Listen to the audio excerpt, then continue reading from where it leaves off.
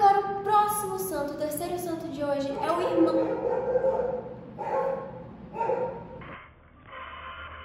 Oi, meu nome é Clara e hoje eu tô aqui para mais um vídeo do quadro Os 5 do Dia.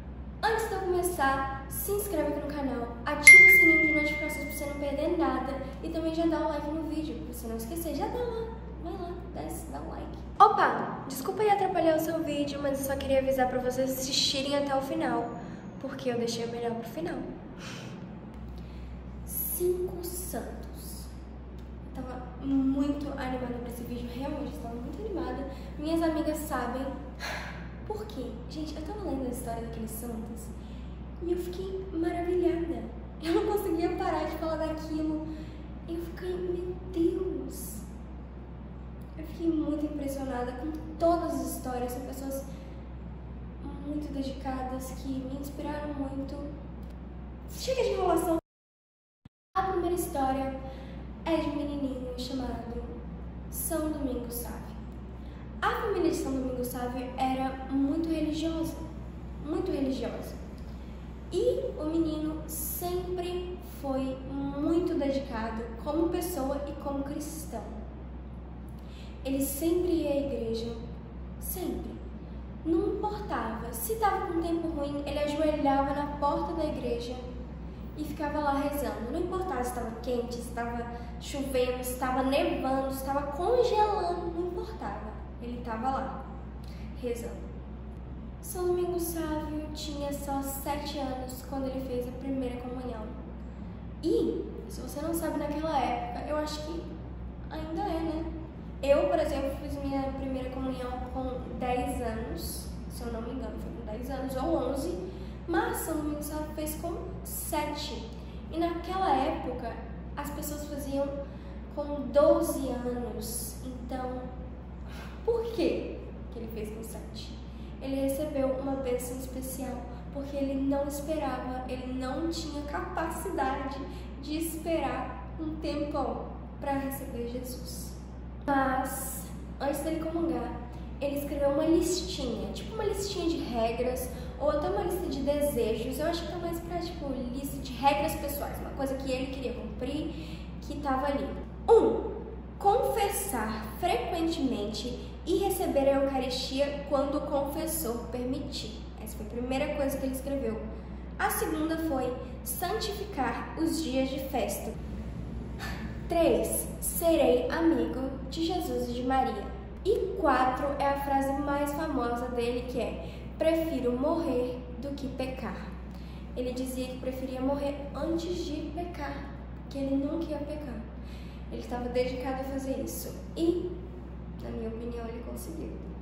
Bom, São Domingos Sávio, ele não fazia amizade com as pessoas bagunceiras, com pessoas que armavam confusão, ele não gostava, não fazia amizade com essas pessoas.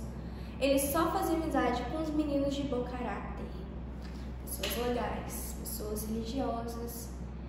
Um dia, esses meninos bagunceiros da turma dele, que sabe como é, né?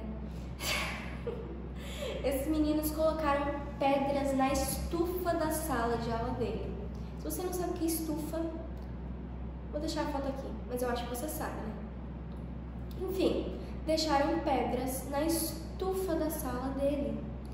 E eles colocaram a culpa em Domingos. Olha só a coisa feia. Gente, pelo amor de Deus.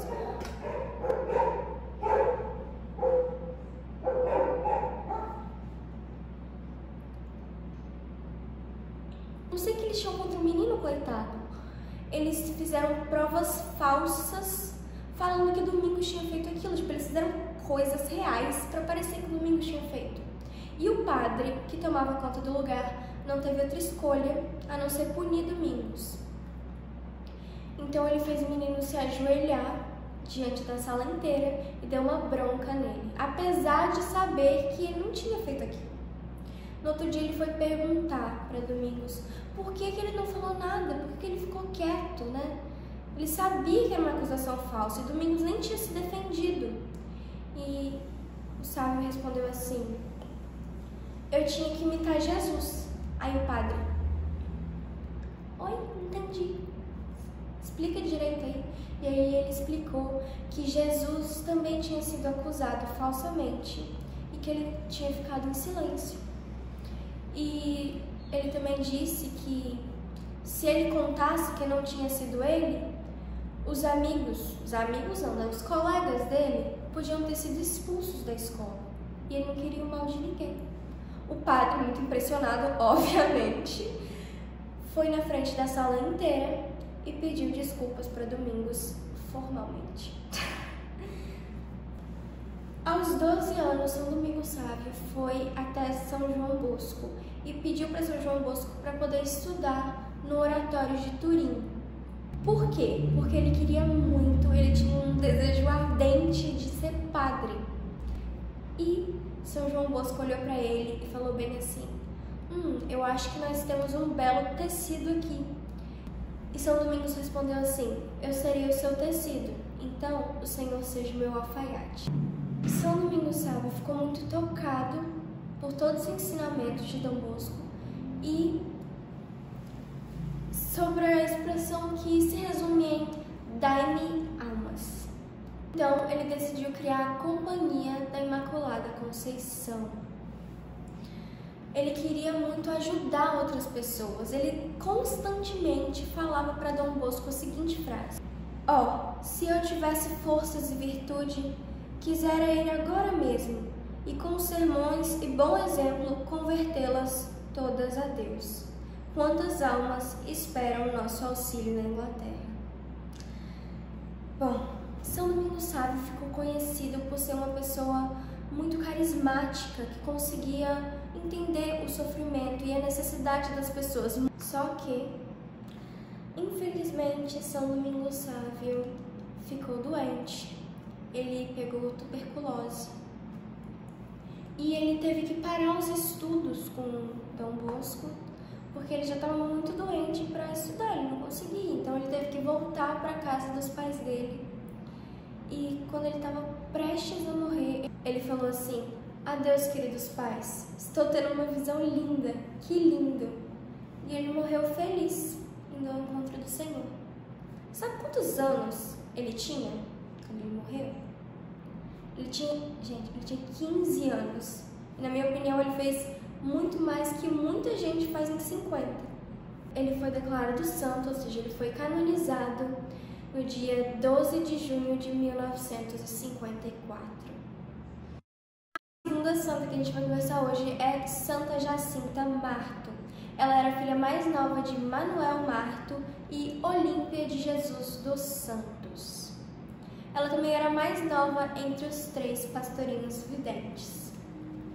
Ela desde pequena ajudou os pais pastoreando as ovelhas, o rebanho dos pais dela, junto com o irmão dela, Francisco Marto, e a prima dela, Lúcia. Um dia eles viram uma aparição de Nossa Senhora. Eles escreveram depois como mais brilhante que o sol. Nossa Senhora falou para eles que era para eles voltarem ali no mesmo horário, todo mês, dia 13, no mesmo dia, no mesmo horário, durante 6 meses. E que na última aparição ela ia falar quem ela era e por que ela estava ali. Na última aparição ela disse que era a Senhora do Rosário. Ela também deu a visão para Jacinta do Sumo Pontífice. Se eu não me engano, gente, se eu não me engano, é assim que fala. Se não for, vocês podem me corrigir, tá? Mas eu acho que é assim que fala, Sumo Pontífice. Jacinta descreveu bem assim, eu o vi em uma casa muito grande, ajoelhado com o rosto entre as mãos, e chorava. Fora havia muita gente. Alguns atiravam pedras, outros diziam imprecações e palavrões.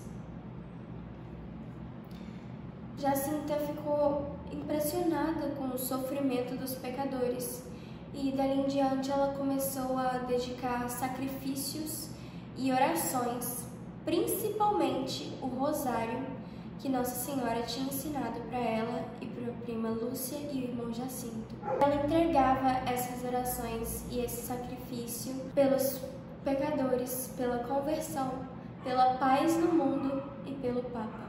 Jacinta sempre ia à missa todos os dias e ela amava comungar.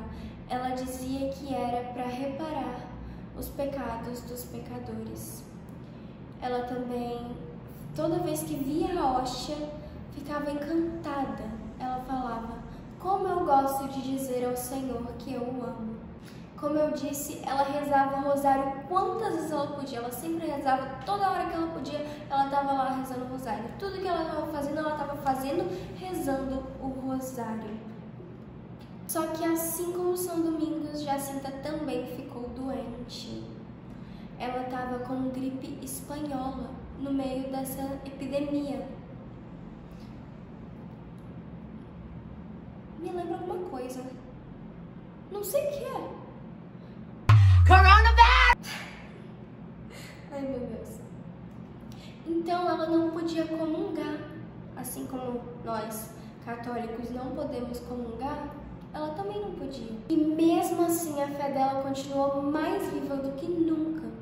Um dia, quando ela estava doente, de cama, Lúcia, que era a prima dela, perguntou para ela sobre o que ela poderia entregar o rosário que ela estava rezando agora. E Jacinta na hora respondeu: eu rezaria por todos. Eu rezaria por todas as intenções, porque eu gosto muito de todos. Santa Jacinta Marto ficou 2 anos internada com essa doença no hospital de Dona Estefânia, até que no dia 20 de fevereiro de 1920 ela morreu.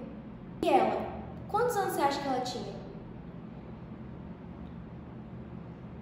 Se você respondeu 9 anos, você estava certo. Ela morreu com só 9 anos. E ela era uma menina muito impressionante. O próximo santo, o terceiro santo de hoje é São Francisco Marto, irmão de Santa Jacinta. Tinha que colocar ele aqui também, né? Se coloquei Santa Jacinta, São Francisco tá junto. Então, como eu falei, ele era irmão de Santa Jacinta, ele era o irmão mais velho dela. E como ela, ele também viu a aparição de Nossa Senhora. Ele dizia que era a força de Deus entrando nele, aquela luz que vinha de Nossa Senhora era a força do Senhor. E ele também foi o único, ele era o único que não tinha as visões, que ele não via Nossa Senhora. As 2 meninas, Santa Jacinta e Santa Lúcia, viam, mas ele não. E ele dizia que era uma pena. Mas mesmo assim, ele ficava feliz só de sentir. Francisco ficou doente, ele tinha pneumonia. E quando ele estava lá, Maria apareceu para Jacinta e disse que ia buscar o irmão dela logo logo. Ele tinha muita dor, ele estava sofrendo. E ele, infelizmente, não resistiu. Então, no dia 4 de julho de 1919, ele acabou morrendo. E ele achava que, mesmo com aquela dor absurda que ele estava sentindo, aquilo não se comparava com a dor de Jesus. Então, ele morreu com um sorriso no rosto. Ah, uma curiosidade aqui é que ele era o que tinha mais preguiça de rezar o rosário que Nossa Senhora tinha ensinado para eles. Dentre os 3 ali, ele era o que tinha mais preguiça de rezar. E junto com a irmã dele, Jacinta, os 2 foram beatificados no dia 13 de maio de 2001. E Lúcia, a prima dos 2, estava lá nesse dia. Ela estava lá na beatificação deles. E para quem não sabe, eles são santos sim. Eu tô colocando essa lista aqui porque eles são santos. Eles foram canonizados pelo Papa Francisco em 2017, dia 13 de maio de 2017, eles foram canonizados. Então sim, eles são santos. A próxima história é a história de São Tarcísio. A época que Tarcísio está vivendo era a época da perseguição de Valeriano, o imperador de Roma. Então, eles tinham muita gente, tinham muitos católicos sendo presos e sendo mortos como mártires da igreja. Então, São Tarcísio se ofereceu para levar a Eucaristia para essas pessoas, porque as pessoas tinham vontade de comungar antes de morrer. Mas era muito difícil você entrar na cadeia com as hóstias, né? Era muito difícil, você não ia conseguir. O bispo queria ir dar, mas ele não podia. Então São Tarcísio se ofereceu. E o bispo falou que ele era muito novo e que ele nem sabia fazer isso. Mas São Tarcísio falou que, então tá bom, já que eu não sei, vai ser um melhor disfarce. Eles vão achar, eles não vão saber que eu sei, né? Certo? Tipo, ele ia chegar lá na cadeia e ninguém ia só, menino, pequenininho, nem sabe não, sabe de nada. Então o bispo não teve dúvida e deu um potinho de prata para Tarcísio e ele foi levado na cadeia. Ele estava andando sem olhar para os lados quando uns garotos chamaram ele para jogar bola e Tarcísio falou que estava com pressa, que não podia. Ele se desculpou e falou que não podia agora. E o menino tentou pegar ele pelo braço, obrigando ele a jogar, e Tarcísio se defendeu, tentou ir. E os meninos estavam tentando forçar ele, eles estavam brigando, caíram em cima. E quando eles viram que Tarcísio estava segurando alguma coisa, e eles começaram a tentar pegar as hóstias de Tarcísio. Eles não sabiam o que era, eles queriam saber o que era, estavam tentando pegar, mas Tarcísio não deixava, ele estava segurando com toda a força que ele tinha. Então um homem que estava passando na rua viu isso e falou que ele estava levando as hóstias. Falou que ele estava levando o pãozinho dos cristãos. Então os meninos começaram a bater em Tarcísio, tentando pegar aquilo, caçoando de Tarcísio. E foi aí que veio um tipo de força sobrenatural. Tarcísio não largava a hóstia.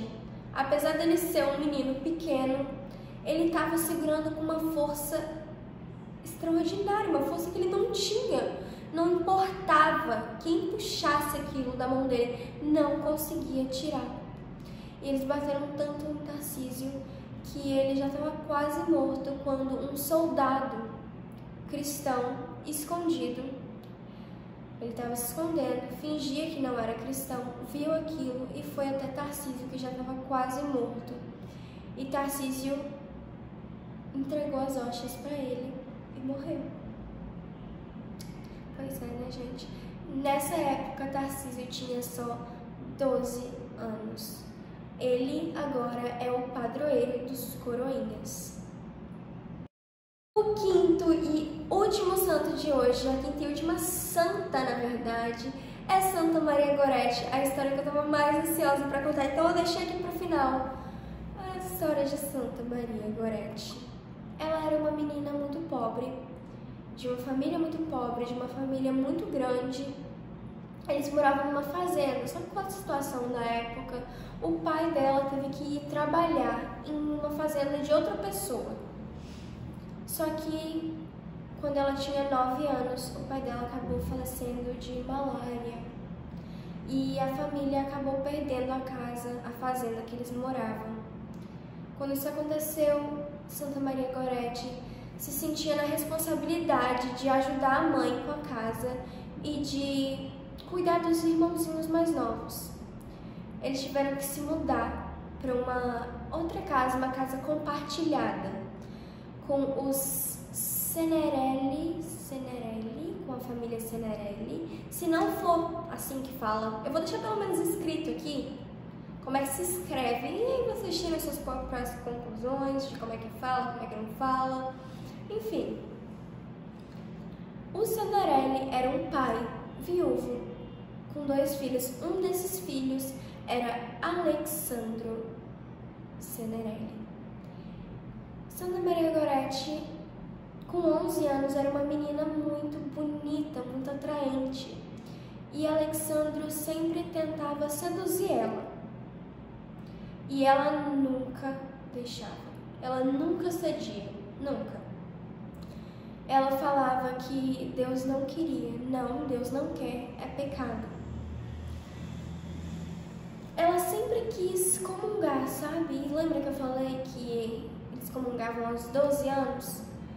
E ela tinha 11 já, tinha 11. E ela sempre pedia para a mãe dela para comungar, e a mãe dela sempre respondia que ela não sabia ler, porque a Santa Maria Gorete nunca estudou, que ela não sabia ler, que ela não sabia o catecismo e que eles não tinham dinheiro para comprar as vestes adequadas, né, para a situação, que não tinha como, era impossível.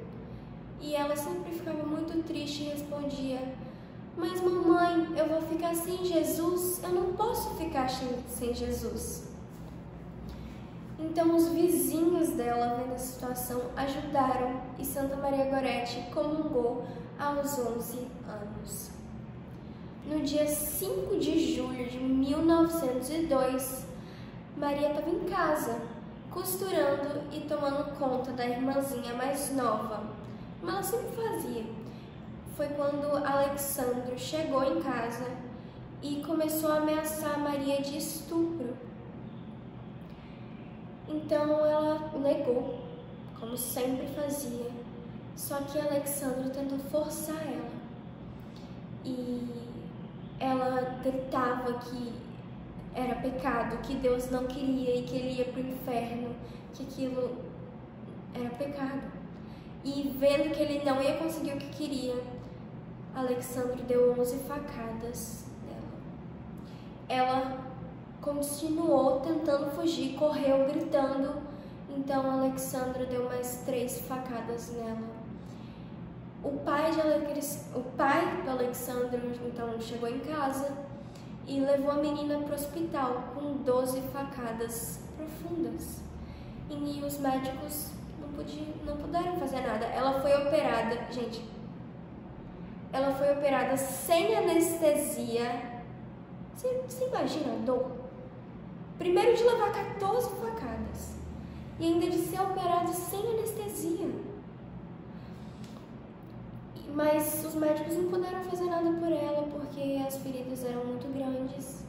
E então no outro dia, para surpresa de todos, Santa Maria Gorete perdoou Alexandro. Gente, o homem deu 14 facadas nela, ela sabia que ia morrer, foi operada sem anestesia, que deve ser uma dor imensa, e ela perdoou ele, perdoou de verdade, falando que esperava ver ele no céu. Ela falou: eu perdoo ele e eu espero que eu veja ele no céu. E ela morreu nesse mesmo dia, olhando para a imagem da Virgem Maria. Ela tinha muita devoção a Maria, então ela morreu olhando, sorridente, o quadro de Maria. Alexandro Senerelli foi preso e condenado a 30 anos de cadeia. E depois de 3 anos preso, um bispo local, o bispo de Roma, que era o lugar que eles moravam, foi visitar Alexandro. E Alexandro, muito arrependido, falou para ele que ele tinha tido um sonho com Maria Gorete. Gente, ele tinha tido um sonho que Maria dava para ele 14 lírios, que era a quantidade de facadas que ele tinha dado nela. Até arrepiei. E que quando ele pegou as flores, elas pegaram fogo. Depois que ele foi solto da cadeia, ele foi até a casa da mãe de Maria, implorando por perdão. E a mãe falou assim: se minha filha no leito de morte te perdoou, eu também te perdoo. E eles foram juntos na missa depois disso. E o Alexandro se converteu totalmente e foi trabalhar em um mosteiro como jardineiro e zelador. E ele sempre falava que Santa Maria Gorete era sua pequena santinha. Ela foi canonizada e a mãe e Alexandro estavam na canonização. Gente, o cara que matou ela se converteu por causa de um sonho que teve com ela. Se arrependeu, passou a vida trabalhando em um mosteiro e foi na canonização dela. Olha que coisa bonita! Ele morreu em 1970 e, na minha opinião, eu não sei, mas eu acho que Santa Maria Gorete conseguiu encontrar ele no céu. Às vezes a gente não quer perdoar uma coisinha tão pequena, né? Uma coisinha mínima, uma briguinha que você teve e a menina de 11 anos perdoou seu assassino no leito de morte. E ele se converteu. Uma coisa muito bonita, né? É um exemplo de perdão. Bom, esse foi o vídeo de hoje. Eu espero muito que vocês tenham gostado. Se vocês puderem dar sugestões do vídeo da semana que vem, pode deixar aqui nos comentários. Não se esqueça de deixar o seu like e tchau!